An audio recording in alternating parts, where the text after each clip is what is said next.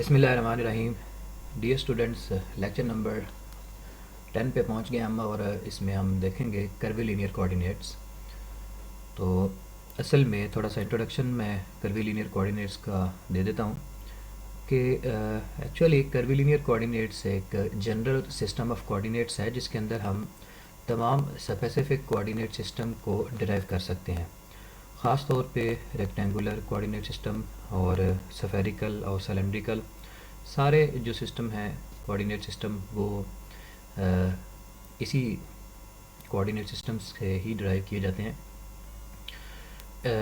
Curvilinear coordinate system एक general system है जिसके अंदर ख़ास तौर पे जो कोऑर्डिनेट लाइंस हैं और कोऑर्डिनेट सरफेसेस हैं।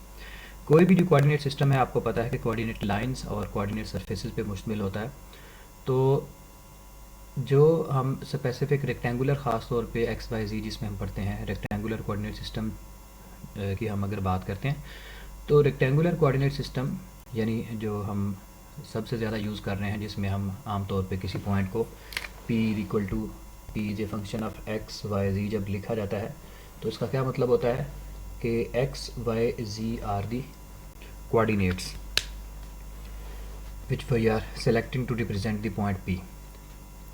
सो जितने भी कोऑर्डिनेट सिस्टम्स हैं वो सिलेंड्रिकल हैं, चाहे ये रेक्टेंगुलर है चाहे सिलेंड्रिकल है, हमें जाके सिलेंड्रिकल पढ़ेंगे या फिर स्फेरिकल कोऑर्डिनेट सिस्टम है, उनके अंदर कुछ ना कुछ स्पेसिफिकेशंस होती हैं, कुछ लिमिटेशंस लगा के कर्वीलिनियर कोऑर्डिनेट सिस्टम के अंदर तो हम डिराइव कर लेते हैं अपना रिक्वायर्ड सिस्टम। तो कोई आप एक नया सिस्टम भी अगर डिज़ाइन करना चाहते हैं कोई भी कोऑर्डिनेट सिस्टम तो वो कर्वीलिनियर कोऑर्डिनेट सिस्टम से डिराइव किया जा सकता है। उसकी रीज़न ये है कि इसके अंदर सारी चीज़ें जो हैं वो वेरिएबल होती हैं, यानी जो सरफेसेस हैं वो भी और जो लाइंस हैं वो भी। हम अगर देखें कि रेक्टेंगुलर कोऑर्डिनेट सिस्टम जो होता है उसके अंदर सरफेसेस जो हैं वो प्लेन सरफेस हैं, वो कर्व नहीं होती, यानी एक्स वाई जी और ये जो डिफरेंट प्लेन्स हमारे पास बनती हैं, ये लेट्स से कि हम बात करते हैं ये एक्स वाई जी, तो हमारे पास 3 डिफरेंट प्लेन्स हैं। ये देखें, ये जो 3 डिफरेंट प्लेन्स हैं जिनके अंदर हम किसी भी पोजीशन को रिप्रेजेंट करते हैं। तो ये जो प्लेन्स हैं ये प्लेन हैं, ये प्लेनर है, ये कर्व नहीं है, ये प्लेनर प्लेन्स हैं, स्मूथ प्लेन है। तो इसके अंदर यानी रेक्टेंगुलर आम जो सबसे ज़्यादा सिस्टम हम यूज़ कर रहे हैं क्योंकि ये इजीली अंडरस्टैंडेबल है, इसके अंदर लिमिटेशंस काफ़ी हैं, पॉइंट को समझना लोकेट करना आसान होता है, इसलिए हम ज़्यादा इसका इस्तेमाल करते हैं। लेकिन बाद दफ़ा हमें दूसरे कोऑर्डिनेट सिस्टम जो होते हैं वो भी ज़्यादा हेल्पफुल होते हैं। अगर ज्योमेट्री जो है, सराउंडिंग ज्योमेट्री जो है वो अगर कर्व हो जाए तो फिर हमारे लिए ये सिस्टम जो है यूज़ करना इतना आसान नहीं होता। तो इसलिए इसके अंदर लिमिटेशन क्या है कि इसमें हमने जो प्लेन्स लेनी है वो भी स्ट्रेट प्लेन्स होने हैं, कर्व नहीं होने, और जो लाइंस हैं ये कोऑर्डिनेट लाइंस कहलाती हैं, एक्स एक्सिस वाई एक्सिस और जी एक्सिस, ये भी स्ट्रेट लाइंस हैं। तो इसके अंदर अगर दोनों ही चीज़ों को वेरी कर दिया जाए, ना ही लाइंस जो है वो भी अगर कर्व हो जाएं और जो ये जो सरफेसेस हैं लेट्स से कि इसको हम एक्स वाई सरफेस बोलते हैं या एक्स वाई प्लेन बोलते हैं, इसको हम वाई जी प्लेन बोलेंगे और इसको हम एक्स जी प्लेन बोलेंगे। तो ये तीनों प्लेन्स जो हैं इनको भी अगर कर्व कर दिया जाए तो समझ लें कि कर्वीलिनियर कोऑर्डिनेट सिस्टम बन जाएगा, यानी जिसमें दोनों चीज़ों वेरिएबल होंगी, सरफेसेस भी और कोऑर्डिनेट लाइंस भी। तो फिर उसके अंदर कुछ हम मिसाल के तौर पे जो कोऑर्डिनेट लाइंस हैं इनको अगर हम देखते हैं कि अगर ये 90 डिग्री के एंगल पे रहती हैं हमेशा, तो फिर उसके अंदर एक हमने लिमिट लगा दी है तो वो एक और स्पेसिफिक सिस्टम डिज़ाइन हो जाएगा। तो मिसाल के तौर पे इसके अंदर हम अगर स्फेरिकल कोऑर्डिनेट सिस्टम में देखते हैं तो उसके अंदर जो प्लेन्स हैं वो तो सारी कर्व्स ही हैं, एक प्लेन उसके अंदर स्ट्रेट होता है, लेकिन 2 प्लेन जो हैं उसके अंदर अगर कर्व प्लेन है तो उसके अंदर देखें हमारे लिए जो 2 प्लेन्स हैं वो कर्व्ड हैं, लेकिन जो लाइंस हैं कोऑर्डिनेट लाइंस वो स्ट्रेट ही रहती हैं। तो या फिर उनके जो हम आगे देखेंगे कि एक orthogonal system, orthogonal curvilinear system बनता है और एक नॉन ऑर्थोगोनल। तो ऑर्थोगोनल कर्वीलिनियर सिस्टम में जो यूनिट वेक्टर्स हैं जो किसी भी कोऑर्डिनेट एक्सिस की मतलब किसी भी पॉइंट को शो करेंगे वो म्यूचुअली परपेंडिकुलर होंगे, तो वो एक मतलब उसके अंदर हमने समझ लें कि स्पेसिफिकेशंस इम्पोज करके कर्वीलिनियर कोऑर्डिनेट सिस्टम में तो हम उस सिस्टम को डिज़ाइन करते हैं। तो हम जब इसकी ज्योमेट्री वगैरह बाकी चीज़ें डिटेल से देखेंगे तो ज़्यादा अच्छे तरीके से समझ आएगी। तो मैं इसको अब मैथमेटिकली इसको डिफ़ाइन करते हैं कर्वीलिनियर कोऑर्डिनेट सिस्टम को। तो चलते हैं जी हम अब definition of the curvilinear coordinates की तरफ। इसकी मैथमेटिकली डेफिनेशन क्या होगी, वैसे इसकी जो फिज़िकली अंडरस्टैंडिंग है, जो स्पेशियल अंडरस्टैंडिंग है, वो मैंने आपको कोशिश की है बताने की। तो बाकी हम जब जैसे जैसे आगे बढ़ेंगे तो हमें समझ आ जाएगी। फ़िलहाल आप इतना याद रखें कि curvilinear coordinate system is the general system by with the help we could define any of the other rectangular coordinate system. Either it is the rectangular coordinate system, spherical coordinate system, or the cylindrical coordinate system. Any of the other coordinate system could be derived from the help of the curvilinear coordinate system. तो अभी हम इसकी definition देखते हैं, mathematical definition. हाँ जी, तो हम अगर किसकी मैथमेटिकल डेफिनेशन देखते हैं कर्वीलिनियर कोऑर्डिनेट्स की, तो उसके अंदर हम लेट कर रहे हैं कि हमारे पास फर्स्ट किया एक पॉइंट है, और वो पॉइंट जो है उसके एक्स वाई जी जो हैं वो कोऑर्डिनेट्स हैं। यानी एक रेक्टेंगुलर सिस्टम के अंदर एक पॉइंट है पी, और let a point P be in space, वो स्पेस के अंदर मौजूद है। And let X Y Z could be express as a function of some other function. ये जो एक्स वाई जी हैं इनको लेट से कि हम एक फंक्शन के तौर पे एक्सप्रेस कर सकते हैं। फंक्शन किसका, किसी और वेरिएबल्स का function. So such that x is a function of u1, u2 and u3, and y is a function of u1, u2, u3, z is also a function of u1, u2 and u3। तो अगर आप ऐसा कर सकते हैं कि आपके जो कोऑर्डिनेट सिस्टम था यानी एक्स वाई जी कोऑर्डिनेट्स थे, उन कोऑर्डिनेट्स लाइंस को हम एक किसी दूसरे फंक्शन की शक्ल में, अगर किसी दूसरे वेरिएबल्स की फॉर्म में लिख सकते हैं, अगर उन किसी दूसरे वेरिएबल की फंक्शन की फॉर्म में लिख सकते हैं। u1, u2, u3 second variables आ गए, अदर सेट ऑफ वेरिएबल्स आ गया। तो उसकी फॉर्म में अगर आप पहले जो वेरिएबल्स या जो पहले कोऑर्डिनेट्स थे उनको अगर आप लिख पाते हैं तो उसके बाद ये हमारे पास एक सेट ऑफ इक्वेशन 1 बन जाएगा। और अगर आप रिवर्स करते हैं अब, यानी पहले एक्स वाई जी को हमने रिप्रेजेंट किया in the form of u1, u2 and u3, फिर क्या किया, on solving the set of equations 1, ये एक्स वाई जी ये जो तीनों इक्वेशंस हमारे पास आ रही हैं इसको हम सेट ऑफ इक्वेशंस 1 का नाम दे रहे हैं। अगर हम इसको सॉल्व करते हैं तो डेफिनेटली हमारे पास जो वैल्यूज़ आएंगी, we will get u1 is equal to function of x Y z, u2 is also function of x Y z and u3 is also function of x Y z. यानी हमारे पास जो नया set बना है variables का u1, u2, u3 की form में, उसको फिर से अगर आप एक्स वाई जी की फॉर्म में भी रिप्रेजेंट कर सकते हैं तो फिर हम क्या कहेंगे कि u1, u2 and u3 are called curvilinear coordinates. अगर आप रिवर्स नहीं कर सकते, खाली आप क्या कर रहे हैं कि x को एक सेकंड वेरिएबल की फॉर्म में या सेकंड कोऑर्डिनेट सिस्टम की फॉर्म में, उसके कोऑर्डिनेट्स की फॉर्म में लिख लेते हैं, और वो जो नया वेरिएबल्स है उसको वापस आप एक्स वाई जी की फॉर्म में नहीं लिखते, तो इसका मतलब ये हमारा सिस्टम सक्सेसफुल नहीं है, क्योंकि हम ट्रांसफॉर्मेशन चाहते हैं एक कोऑर्डिनेट सिस्टम से दूसरे में, फिर दूसरे से वापस अगर आना हो, हम अगर देखना चाहें कि फर्स्ट में उसकी रिप्रेजेंटेशन कैसी थी, तो फिर वो जो सिस्टम ऑफ कोऑर्डिनेट्स है सक्सेसफुल नहीं होता।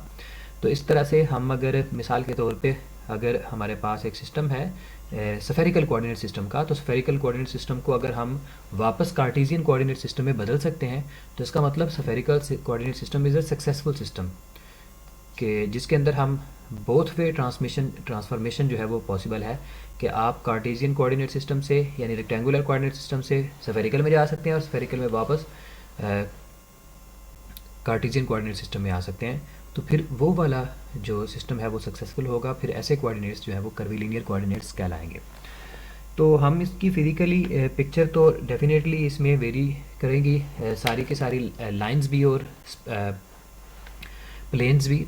तो हम कोशिश करते हैं कि इसकी फ़िज़िकल पिक्चर अगर ड्रा करते हैं, लेट्स से कि हमारे पास अगर जनरल कोऑर्डिनेट सिस्टम है वो इस तरह से है, ये देखें, ये एक्स वाई और जी ये कार्टेशियन कोऑर्डिनेट सिस्टम आ गया, और इसके रेफरेंस से लेट्स से कि I try to draw the picture to understand the curvilinear coordinate system कि उसकी किस तरह से फॉर्म्स होगी। तो हमने देखा लेट्स से कि उसका जो पॉइंट ऑफ स्टार्टिंग पॉइंट है, जो ओरिजिन है, वो ये एक पॉइंट है। लेट्स से कि हम उसको रिप्रेजेंट करते हैं इस फॉर्म में। ये देखें, ये मैंने एक लाइन ड्रॉ की है, ये कर्व लाइन ड्रॉ की है। इसी तरह से ये एक मैं लाइन ड्रॉ कर रहा हूँ, ये एक सेकंड लाइन ड्रॉ की। लेट्स से कि ये लाइन u1 को रिप्रेजेंट करती है और ये वाली जो लाइन है ये u2 को रिप्रेजेंट करती है। और एक और लाइन ड्रॉ करते हैं हम। लेट्स से कि ये एक लाइन है जो कि u3 को रिप्रेजेंट करती है। तो देखें, इसमें एक्स वाई जी जो थी ये स्ट्रेट लाइंस थी, और कर्वीलिनियर कोऑर्डिनेट्स के अंदर ये जो रेक्टेंगुलर लाइंस, नई लाइंस बनाई है मैंने u1 u2 और u3, ये सारी की सारी जो है ये कर्व लाइंस है। डेफिनेटली इनके जो रीजन्स होंगे, जिस तरह से ये इनके रीजन्स थे between u1 and u2, x between x and y we will get a plane. For any of the two, between any two coordinate lines we will get a plane या coordinate surface. तो इस तरह से हमारे पास यहाँ पे जो planes आएंगी वो भी कर्व प्लेन्स होंगी। ठीक है, तो लेट्स से कि the plane which is lying between u1 and u2, जो हमारे पास प्लेन आएगा वो इस तरह से एक कर्व सा प्लेन होगा। ये एक कर्व सा प्लेन होगा। उसको लेट्स से कि हम उस प्लेन को हम C3 का नाम दे देते हैं। हाँ जी, तो इसी तरह से लेट्स से कि हमारे पास u3 और u2 के दरमियान में जो सरफेस आ रही है उस सरफेस को हम नाम दे देते हैं u2 और u3 के दरमियान में जो आएगी सरफेस उसको हम C1 का नाम दे देते हैं। u1 और u2 के दरमियान में जो सरफेस आ रही थी उसको हमने C3 का नाम दे दिया। लेट्स से कि ये C3 सरफेस है, और यहाँ पे जो सरफेस आएगी लेट्स से कि ये एक कर्व सरफेस होगी, और उसको हम नाम दे देते हैं C1 का between u2 and u3। Similarly हमारे पास अगर यहाँ पे एक सरफेस आती है तो उस सरफेस को हम नाम दे देते हैं u1 और u3 के दरमियान में जो प्लेन या फिर सरफेस आएगी उसको हम C2 का नाम दे देते हैं। तो यहाँ पे हमारे पास 3 सरफेसेस हैं, C1, C2 एंड C3। तो ये कोऑर्डिनेट सरफेसेस कहलाती हैं। जिस तरह से मैंने पहले आपको बताया था कि एक्स वाई एक प्लेन है, वो भी एक सरफेस थी, वाई जी एक सरफेस है, एक्स जी सरफेस है। तो 3 सरफेसेस जब आपस में इंटरसेक्ट करती हैं तो उनकी इंटरसेक्शन से हमारे पास 3 डिफरेंट लाइंस बनती हैं, जहाँ पे कोई भी 2 कोऑर्डिनेट सरफेसेस आपस में इंटरसेक्ट करेंगी कि वहाँ पे उनकी बाउंड्री के ऊपर हमारे पास एक कोऑर्डिनेट लाइंस होगी। तो C1 और C3 की बाउंड्री के ऊपर हमें U2 लाइन मिलेगी जब ये दोनों इंटरसेक्ट करेंगी, और C3 और C2 जब इंटरसेक्ट करेंगी तो U1 लाइन मिलेगी। C1 और C2 जब इंटरसेक्ट करेंगी तो हमारे पास U3 कोऑर्डिनेट लाइन आएगी। तो अगर हमारे पास ये सरफेसेस इस तरह से हैं कि जिस पॉइंट पे ये इंटरसेक्ट कर रही हैं, लेट्स से कि that is the point of intersection, all of these 3 surfaces C1, C2 and C3 are intersecting at a single point, and at that point if all of these 3 surfaces are intersecting at right angle, then this curvilinear coordinate system will be called orthogonal curvilinear coordinate system। फिर हम इसको orthogonal curvilinear coordinate system का नाम देंगे।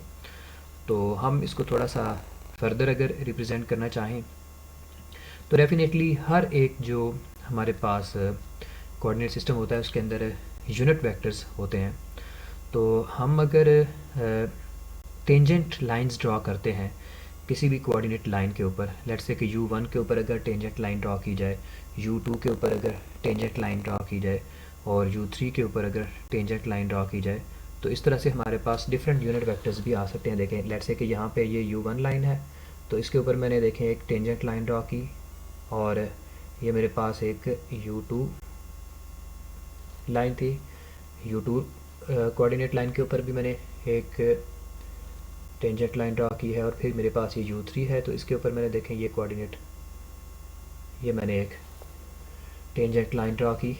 तो ये tangent lines जो हैं ये डिफरेंट वेक्टर्स होंगे, ये टेंजेंट वेक्टर्स कहलाएंगे। इनके यूनिट वेक्टर्स को हम E1 और E2 और E3 से रिप्रेजेंट करेंगे। तो यानी u1 कोऑर्डिनेट लाइन के ऊपर हमने एक टेंजेंट लाइन ड्रा की, उस टेंजेंट लाइन का जो यूनिट वेक्टर होगा हम उसको e1 का नाम दे रहे हैं। इसी तरह से u2 कोऑर्डिनेट लाइन के ऊपर हम एक टेंजेंट लाइन ड्रा कर रहे हैं और उस टेंजेंट लाइन का जो यूनिट वेक्टर होगा हम उसको e2 यूनिट वेक्टर का नाम दे रहे हैं। इसी तरह से हम u3 जो कोऑर्डिनेट लाइन है उसके ऊपर एक टेंजेंट वेक्टर ड्रा कर रहे हैं, उस टेंजेंट वेक्टर का जो यूनिट वेक्टर होगा हम उसको e3 यूनिट वेक्टर का नाम दे रहे हैं। अगर तो ये ऑर्थोगोनल सेट ऑफ सिस्टम होगा, अगर ये ऑर्थोगोनल सेट ऑफ सिस्टम है तो definitely e1 dot e2 will be equal to 0, e2 dot e3 will be equal to 0 और e3 dot e1 will also be equal to 0। क्यों? क्योंकि ये सारे आपस में परपेंडिकुलर हैं, तो ये फिर एक ऑर्थोगोनल सेट ऑफ सिस्टम कहलाएगा। तो हम इसमें जो अभी बातें की हैं इसको थोड़ा सा लिख लेते हैं, फिर हम आगे देखते हैं। हाँ जी, तो ऑर्थोगोनल कर्वीलिनियर कोऑर्डिनेट्स की हम बात कर रहे थे कि let C1, C2 and C3 are coordinate surfaces and each pair of these surfaces intersects in the curves are coordinate lines. तो मैंने पहले आपको जैसे बताया है कि जहाँ पे भी दो सरफेसेस इंटरसेक्ट करती हैं तो वहाँ पे हमें एक लाइन मिलती है। उस लाइन को, चूँकि यहाँ पे ये जो लाइन होगी ये एक कर्व की फॉर्म में होगी, तो इसको हम कर्व्स का नाम देंगे। तो intersection of the two surfaces C1, C2 और C3, इनकी अब जब भी आपस में इंटरसेक्शन होगी किसी भी एक पॉइंट के ऊपर तो हमें वहाँ पे एक डिफरेंट कर्व्स मिलेंगे, 3 डिफरेंट कर्व्स मिलेंगे। उन 3 डिफरेंट कर्व्स को हम कोऑर्डिनेट लाइंस का नाम देंगे यहाँ पे। If these coordinate surfaces intersect at right angles then the curvilinear coordinate system is called orthogonal coordinate system. अगर ये जो सरफेसेस हैं एक दूसरे को इंटरसेक्ट करती हैं राइट एंगल पे, अब हमें कैसे पता चलेगा कि वो एक दूसरे को राइट एंगल पे इंटरसेक्ट कर रही हैं? तो definitely the unit vector that we will draw at the point of intersection for each of the coordinate lines, if the dot product of all of these 3 vectors will be 0, then we will make a decision that this system is a orthogonal coordinate system, otherwise not। तो इस तरह से हमें पता चल जाता है कि ये जो कर्वीलिनियर कोऑर्डिनेट सिस्टम है ये ऑर्थोगोनल है या नहीं है। तो इसका तरीक़ेकार मैंने बता दिया है। याद रखें यहाँ पे ये जो u1, u2 और u3 जो कोऑर्डिनेट कर्व्स हैं या फिर कोऑर्डिनेट लाइंस हैं, तो they are forming the curvilinear coordinate system and these lines are the replica of the lines x, y and z। यानी ये u1, u2 और u3 जो कोऑर्डिनेट लाइंस हैं ये बिल्कुल उसी तरह से हैं जिस तरह से कार्टेशियन कोऑर्डिनेट सिस्टम के अंदर x, y, z लाइंस होती हैं। इस लाइन को भी आप बेशक लिख लीजिएगा। क्या मैंने कहा है कि the u1, u2 and u3 coordinate curves of curvilinear coordinate system are analogous to x, y and z। तो ये हमारा इंट्रोडक्शन था कर्वीलिनियर कोऑर्डिनेट सिस्टम के बारे में। अब हम नेक्स्ट देखते हैं डिफरेंट टर्म्स हम कर्वीलिनियर कोऑर्डिनेट सिस्टम के अंदर किस तरह से रिप्रेजेंट करते हैं। मिसाल के तौर पे एक पोजीशन वेक्टर को या फिर एक यूनिट वेक्टर को, तो और या फिर एक लाइन सेगमेंट को, या फिर एक जो कर्व सेगमेंट है किसी लाइन का ds सेगमेंट, या फिर एरिया या फिर वॉल्यूम, यानी डिफरेंट जो हमारे पास ये जो वैल्यूज़ हैं इनको कर्वीलिनियर कोऑर्डिनेट सिस्टम में किस तरह से रिप्रेजेंट करना है, तो हम नेक्स्ट इनको देखते हैं। हाँ जी बच्चों, तो नेक्स्ट हमारी हेडिंग है unit vectors in curvilinear coordinate system. तो हम अज्यूम करते हैं एक पोजीशन वेक्टर, लेट जिस तरह से हमारे पास आर, लेट से कि एक पोजीशन वेक्टर है कोऑर्डिनेट कर्वीलिनियर कोऑर्डिनेट सिस्टम में, उसको हम, आपको याद होगा कि किस फॉर्म में लिखते थे position vector. Position vector of any point is written in Cartesian coordinate system by this way: xi plus yj plus zk, and if we transform this position vector such that r, चूँकि हम इसको curvilinear coordinate system में represent कर रहे हैं, so each coordinate system will be represented as a function of the other coordinate system.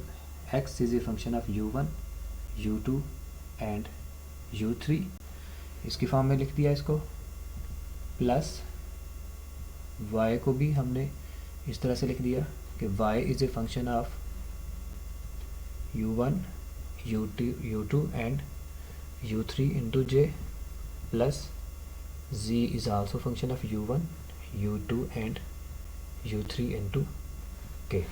So then we could say that we have converted this position vector into a curvilinear coordinate system. But purely if we see that the position vector r is actually the function of u1, u2 and u3, यानी अब वो Cartesian coordinate system का position vector नहीं रहा, बल्कि क्योंकि x जो है वो खुद एक u1, u2, u3 के ऊपर डिपेंडेंट है, तो हम इसको डायरेक्टली अब इस तरह से लिख सकते हैं कि r is a position vector which is a function of u1, u2 and u3। तो इस तरह से हमने एक छोटी सी ट्रांसफॉर्मेशन के जरिए से देखा है कि जो r पोजीशन वेक्टर था कार्टेशियन कोऑर्डिनेट सिस्टम में वो एक्स आई प्लस वाई जे प्लस जी के की फॉर्म में लिखा हुआ था, लेकिन अब वो फंक्शन बन गया है किसका, कर्वीलिनियर कोऑर्डिनेट्स का, यानी u1, u2 और u3 का फंक्शन बन गया। तो अब बच्चों हमने फार्मूला पढ़ा था पीछे, आपको याद होगा डी आर का। तो डी आर जो डिफरेंशियल ऑफ आर था वो फार्मूला हम दोबारा से लिखेंगे, ठीक है। हमने पहले ये डी फाई के लिए पढ़ा था, curly phi over curly u into d phi, ये आपको याद होगा, ये सारा फार्मूला हम पीछे पढ़ के आए थे। तो उसी फार्मूले को दोबारा हम इस तरह से लिख रहे हैं कि ये आ जाएगा curly r over curly u 1 into d u 1। तो ये फार्मूला हम पहले भी पढ़ चुके हैं पीछे अर्ली लेक्चर्स के अंदर, उसमें तब मैं बोला था कि ये फार्मूला जो है ये याद रखिएगा, del phi dot d r बराबर आया था हमारे पास डी फाई के, और डी फाई किसके बराबर आया था, curly phi over curly x into d x, इस तरह से हम लिखा था। लेकिन चूंकि यहाँ पे यूनिट जो अपना कोऑर्डिनेट्स हैं वो u1 है, तो उस फॉर्म में लिखा जाएगा इसको। तो बहरहाल ये फार्मूला हम पहले कार्टेशियन कोऑर्डिनेट सिस्टम में लिखा था, बिल्कुल यही फार्मूला हमने x और y के लिए लिखा हुआ था, यानी curly r over curly x into d x, फिर इस तरह से curly r over curly y into d y. लेकिन अब यहाँ पे करली r over curly u1 into d u1 लिखेंगे, फिर plus curly r over curly u1 into d u2, sorry 2 आ जाएगा, इसी तरह से plus curly r over curly u3 into d u3। तो अब हमने इसको इस तरह से लिख लिया है, इसको हम इक्वेशन 1 का नाम दे देते हैं। तो हमने अभी फ़िलहाल सिर्फ डी आर को रिप्रेजेंट किया है, पोजीशन वेक्टर आर को हमने नहीं लिखा अभी कर्वीलिनियर कोऑर्डिनेट सिस्टम के अंदर। तो अब देखें ज़रा, हम ऐसा करते हैं, मैंने पहले आपको बोला था कि अगर हेयर ये जो करली आर ओवर करली u1 है, ये क्या चीज़ है, करली आर ओवर करली u1। ये आपको पता है कि पार्शियल डेरिवेटिव जब आप पोजीशन वेक्टर का लेते हैं with respect to any of the coordinate, तो that is the tangent along any of that surface. तो ये उस सरफेस के ऊपर टेंजेंट होता है। हम इसका थोड़ा सा पहले भी जिक्र कर चुके थे जब हमने डेरिवेटिव ऑफ द वेक्टर पढ़ा था, तो तब भी मैंने इसका बताया था कि partial derivative of the position vector with respect to the coordinate line with respect to any of the coordinate is the its direction is along the tangent to the curve। तो इसलिए यहाँ पे करली आर ओवर करली u1 जो होगा ये एक tangent होगा, इज ए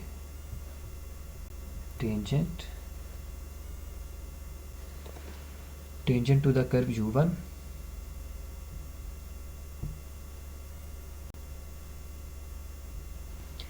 एट p। जिस पॉइंट P के ऊपर हम पोजीशन वेक्टर R जिसका ड्रा कर रहे हैं, उस पॉइंट P के ऊपर अगर आप करली r over curly u1 draw करते हैं तो वो उस सरफेस के ऊपर क्या होगा, एक टेंजेंट होगा, या फिर उस कोऑर्डिनेट लाइन के ऊपर भी वो क्या होगा, एक टेंजेंट होगा। तो अब देखें, हम अगर इसका यूनिट वेक्टर लिखते हैं इस वेक्टर का, ये करली आर ओवर करली u1 क्या चीज़ है, ये टेंजेंट वेक्टर है। कहाँ पर, पॉइंट P के ऊपर। पॉइंट P कहाँ पे है, लेट्स से कि हमने खुद से एक्सपोज किया है कर्वीलिनियर कोऑर्डिनेट सिस्टम के अंदर एक पॉइंट P मौजूद है, ठीक है, जिसके कोऑर्डिनेट u1, u2 और u3 थे।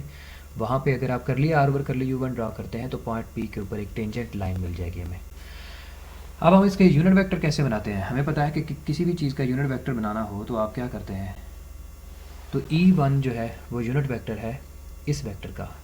आप ये वेक्टर आएगा, इसको हम टेंजेंट वेक्टर का नाम दे रहे हैं। तो टेंजेंट वेक्टर को उसकी मैग्नीट्यूड से डिवाइड करें, ये देखें ये टेंजेंट वेक्टर आ गया, हमने उसको उसकी मैग्नीट्यूड से डिवाइड किया तो हमारे पास जो आंसर आया वो एक E1 यूनिट वेक्टर आएगा।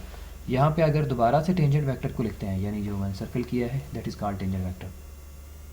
तो टेंजेंट वेक्टर यानी करली R ओवर करली U1 किसके बराबर आएगा? यहाँ पे आ जाएगा ये E1 unit vector into its magnitude, ये फैक्टर इधर आके मल्टीप्लाई होगा, ये आ जाएगा करली R ओवर करली U1, ये वैल्यू आ जाएगी हमारे पास। लेट्स से कि ये चूँकि एक स्केलर वैल्यू है magnitude of the tangent vector, हम इसको लिख लेते हैं h के साथ, तो हम इसको लिख सकते हैं h1 into E1 unit vector. तो हमारे पास टेंजेंट वेक्टर को लिखने का एक नया अंदाज़ आ गया है कि h1 into E1 unit vector, और h1 डेफिनेटली क्या है? ये मैग्नीट्यूड है टेंजेंट वेक्टर की। हम आगे जाके h1 और h2 और h3 को स्केलर्स बोलेंगे और स्केल फैक्टर्स का नाम देंगे। इसी तरह से अगर आप E2 यूनिट वेक्टर को लिखना चाहें तो वो किसके बराबर आ जाएगा? वो भी इसी तरह से बराबर आएगा E2 इंटू इट्स मैग्नीट्यूड। तो देखें बाकी यूनिट वेक्टर भी मैं लिख देता हूँ।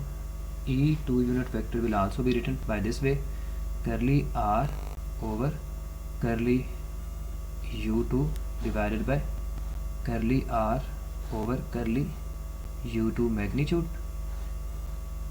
ये देखें ये मैग्नीट्यूड आ गई इसकी। अब आप अगर आप यहाँ से लिखते हैं क्या, दोबारा से इस टेंजेंट वेक्टर को लिखते हैं तो वो बराबर आएगा करली R ओवर करली U2, ये फैक्टर इधर आके मल्टीप्लाई हो जाएगा, ये आ जाएगा E2 इंटू करली R over curly U2 magnitude. तो ये मल्टीप्लाई होके क्या बना देगा? H2 into E2 unit vector, यानी करली R ओवर करली U2 किसके बराबर आ गया है? H2 into E2 unit vector. Similarly we could write for the curly R over curly U3। इसी तरह से मैं अब इसको लिख सकता हूँ करली R ओवर करली U3 किसके बराबर आ जाएगा जी? वो आ जाएगा H3 into E3 unit vector, या फिर आप इसको लिख सकते हैं E3 यूनिट वेक्टर इंटू करली R ओवर करली U3। तो ये बराबर आ जाएगा किसके? H3 into E3 unit vector के। तो देखें मेरे पास ये डिफरेंट वैल्यूज़ आ गई हैं किसकी? टेंजेंट वेक्टर्स की। करली R ओवर करली U1 एक यूनिट वेक्टर ये आ गया, सॉरी एक टेंजेंट वेक्टर ये आ गया, एक टेंजेंट वेक्टर ये आ गया, और तीसरा टेंजेंट वेक्टर ये आ गया। तो ये 1, ये 2 और ये 3, ये 3 टेंजेंट वेक्टर्स हैं, और इनको हमने किस फॉर्म में लिखा है? H1 E1 यूनिट वेक्टर की फॉर्म में, इसको हमने H2 into E2 unit vector की फॉर्म में, और इसको हमने H3 E3 यूनिट वेक्टर की फॉर्म में लिख लिया। तो अगर आप खाली E1 E2 और E3 को देखें तो these are the tangent unit vectors at U1 U2 and U3 at point P। और ये जो क्वांटिटीज़ हैं H1 H2 and H3 these are called scale factors. तो इसको याद रखिएगा। If we see individually E1 E2 and E3 these are called tangent unit vectors at coordinate line U1 U2 and U3 at point P। Point P के ऊपर ही ये तीनों हैं मौजूद। और the quantities H1 H2 and H3 are called scale factors.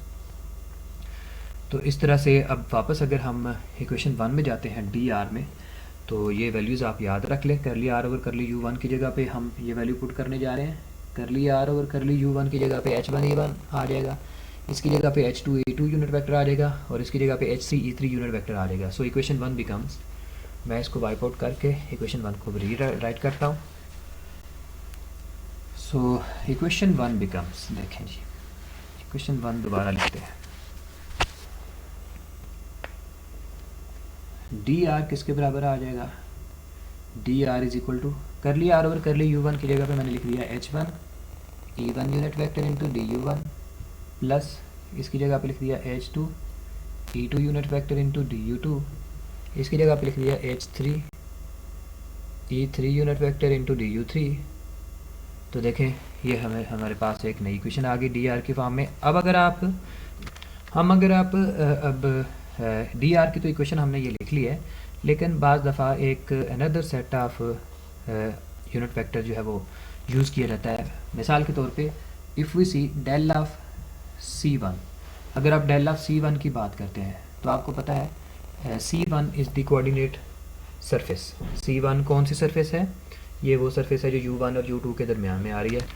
So del C1 is a vector at p normal to the surface C1। So हम लिख सकते हैं इट इज़ नॉर्मल, क्योंकि हमें हमेशा पता है कि जब आप डेल ऑफ एनी सरफेस लेते हैं तो that represent the normal vector of that surface. So it is normal, it is normal to the surface C1, normal to the surface C1। तो डेल C1 अगर normal to the surface C1 है, तो अगर मैं इसकी magnitude को और इस वेक्टर को इसकी मैग्नीट्यूड को डिवाइड कर दूं, तो देखें फिर मेरे पास एक इसका यूनिट वेक्टर आ जाएगा। लेट्स से कि मैं उसको E1 से रिप्रेजेंट कर देता हूं, तो del C1 over magnitude of del C1 will represent a unit vector E1, and E1 unit vector is actually a unit vector which is normal to the surface C1। तो ये अगर surface C1 के normal है तो definitely ये जो line U1 है ये उसके भी नॉर्मल होगा, क्योंकि जो C1 है ये with respect to geometry C1 हम कह सकते हैं कि direction of C1 is same as U1, direction of C2 is same as U2, and direction of C3 is same as U3। So if we draw del C1, then it is the normal to the surface C1 as well as to the U1।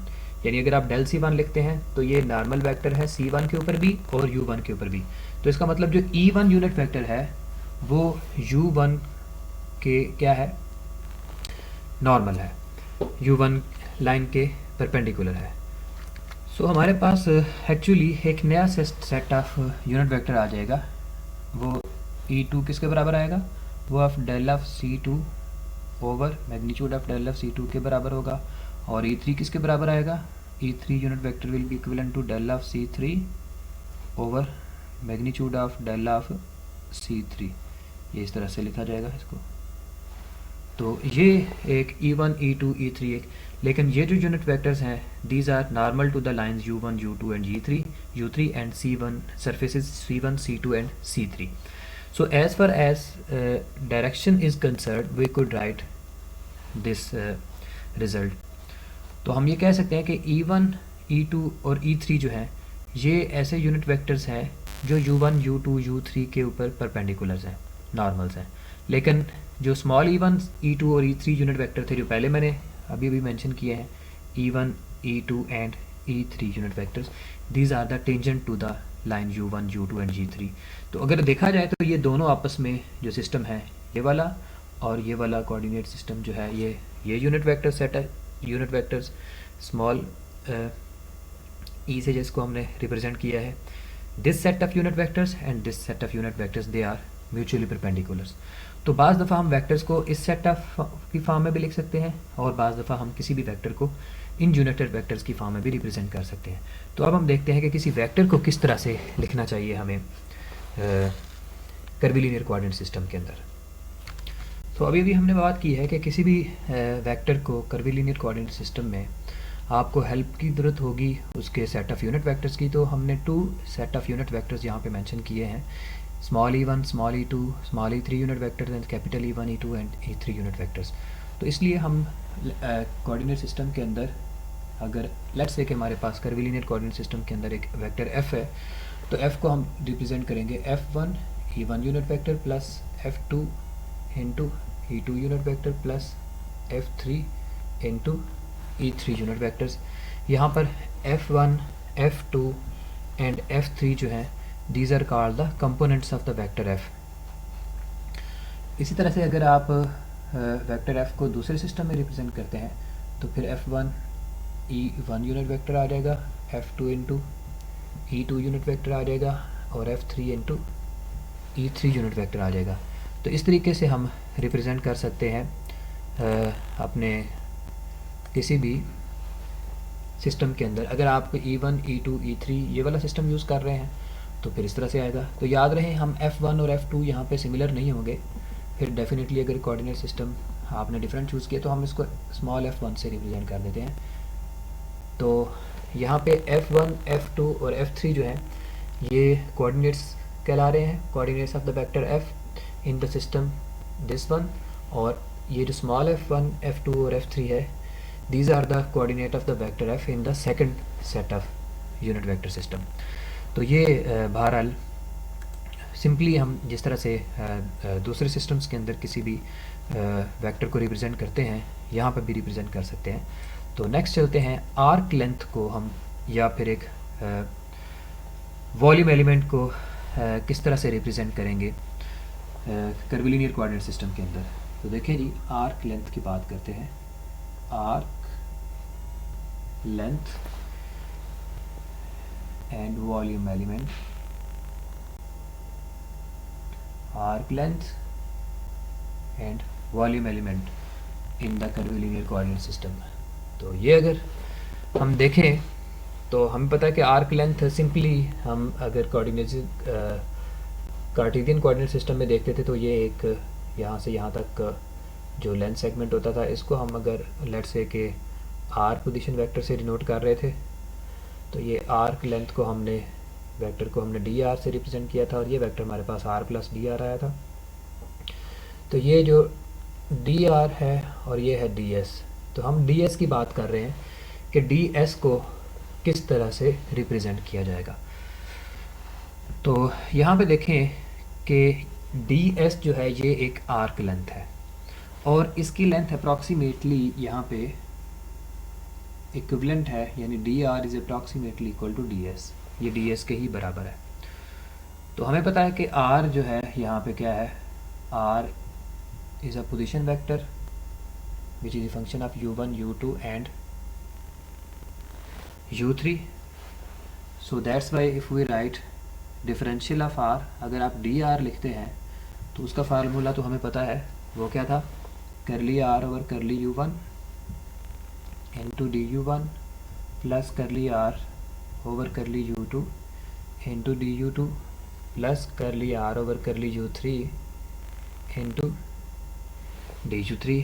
ये formula था। फिर हमने further देखा था कि करली r over curly u1 जो है वो किसके बराबर था, ये बराबर था h1 into e1 unit vector, अभी अभी हम इसको देख के आए हैं।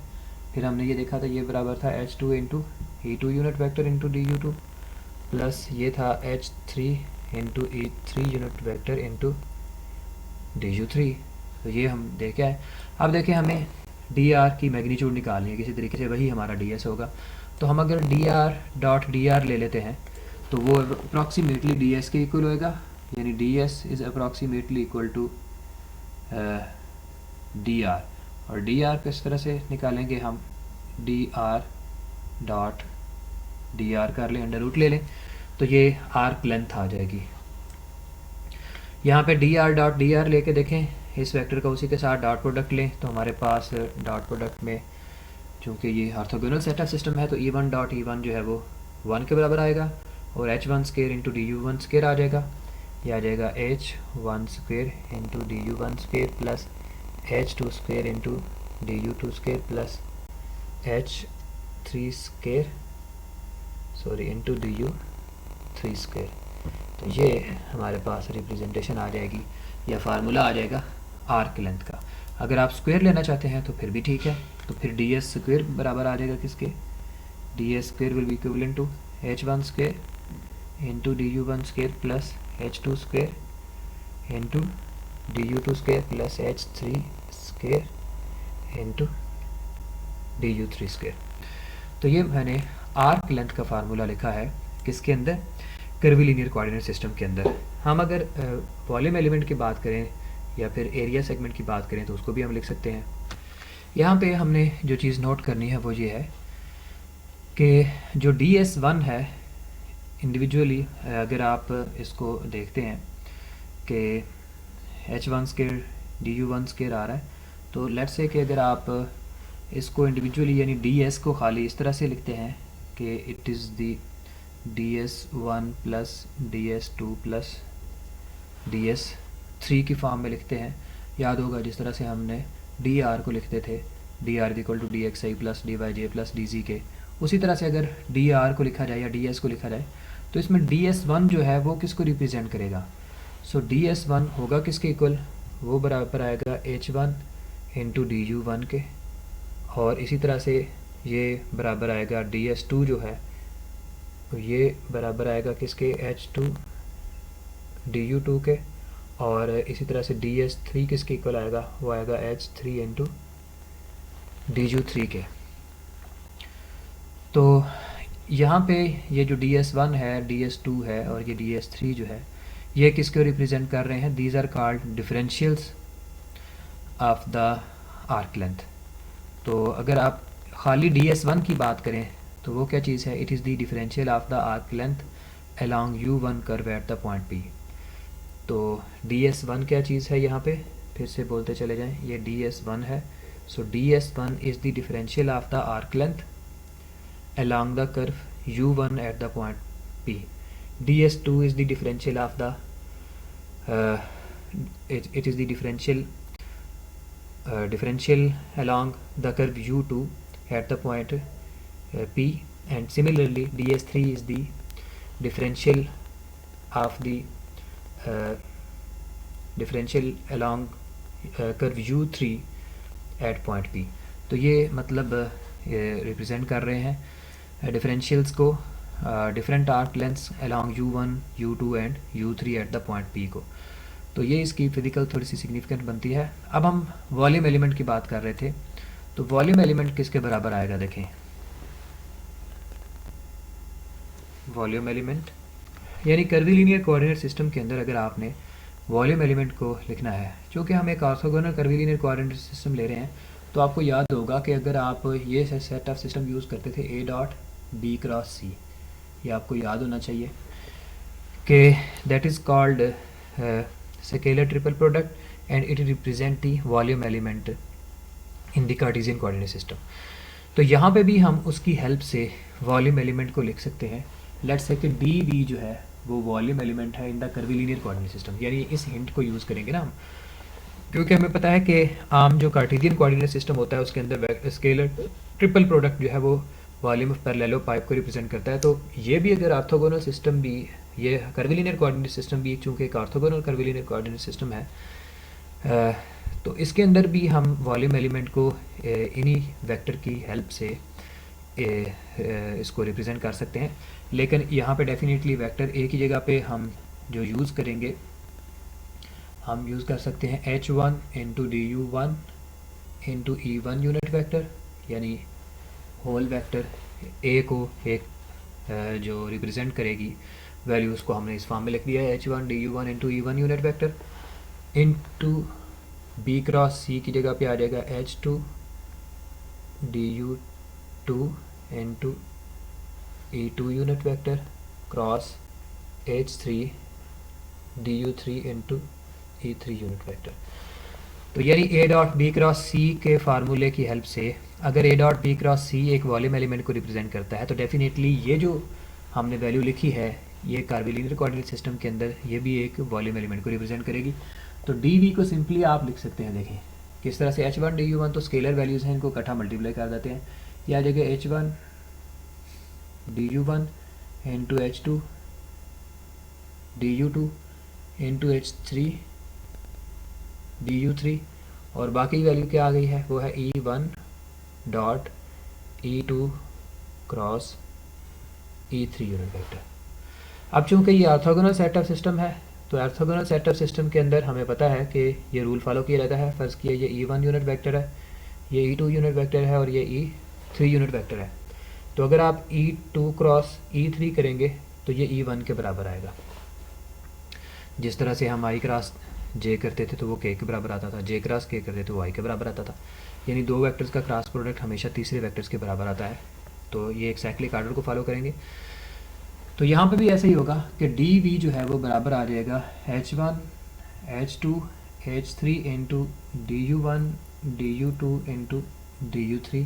तो ये e2 क्रॉस e3 किसके बराबर आएगा, ये बराबर आएगा e1 के, ये वैल्यू e1 के बराबर आएगी। e1 डॉट e1 लेंगे तो वो हमारे पास 1 के बराबर आएगा। तो हमारे पास dv की वैल्यू फिर किसके बराबर आ गई, वो आ गई h1 h2 h3 into du1 into du2 into du3। तो देखें वॉल्यूम एलिमेंट को इस तरह से लिखा जाता है। यहाँ पे h1 h2 h3 जो है वो स्केल फैक्टर्स कहलाते हैं, du1 du2 du3 जो है ये क्या कहलाता है, ये डिफरेंशियल्स कहलाते हैं along the U1, U2 and U3 lines या U3 कर्व्स। तो अगर आप डी वी को कंपेयर करते तो हमने आपको याद होगा कि कार्टेशियन कोऑर्डिनेट सिस्टम के अंदर डी वी जो है वो d x into d y into d z के बराबर आता है। इसका मतलब अगर आप जब ट्रांसफॉर्म करेंगे कर्वीलिनियर कोऑर्डिनेट सिस्टम को किसके अंदर,